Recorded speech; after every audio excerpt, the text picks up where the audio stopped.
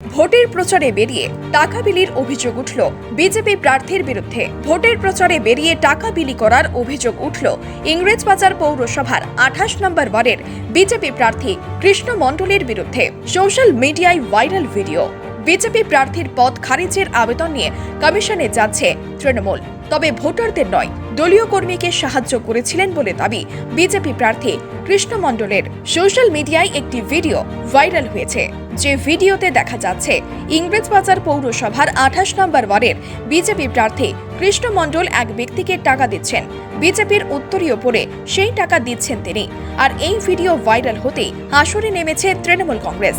জেলা তৃণমূল কংগ্রেস নেতা দুলাল সরকার বলেন, ভোটারদের প্রভাবিত করতে টাকা বিলি করছেন বিজেপি প্রার্থী। ভোটের আগে কোনো প্রার্থীর টাকা বিলি পুরোপুরি বেআইনি।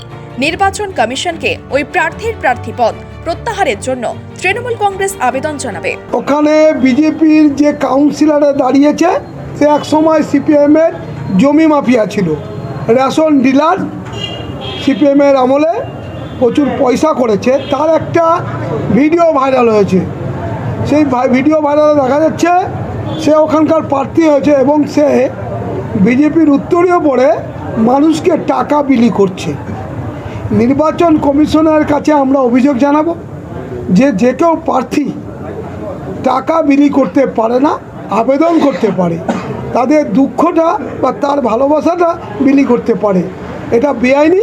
নির্বাচনের কমিশনের কাছে আবেদন করে তার যেন প্রার্থীপদ খারিজ হয় তার ব্যবস্থা আমরা তৃণমূল কংগ্রেসের জেলা কমিটির পক্ষ থেকে করছি।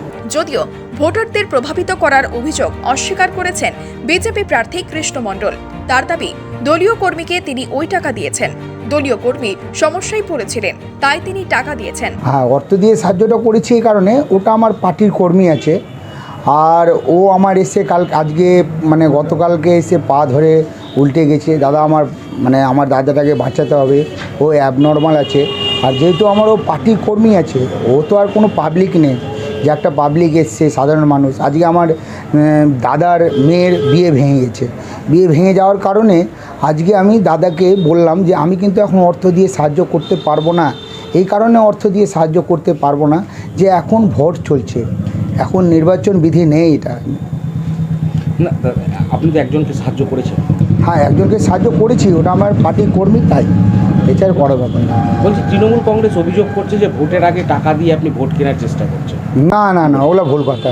দেখেন, আমি একটা কথা বলি, আমি কাউকে টাকা দিয়ে কেনার অধিকার আমার নেই। আর মানুষ জনতা তার জন্য রায় দিবে। আমার কাউকে আটানা পয়সা দেওয়ারও ব্যাপার নেই, নেওয়ারও ব্যাপার নেই।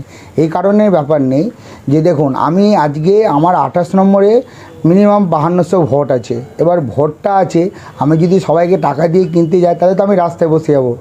ব্যাপারটা তো তাই না?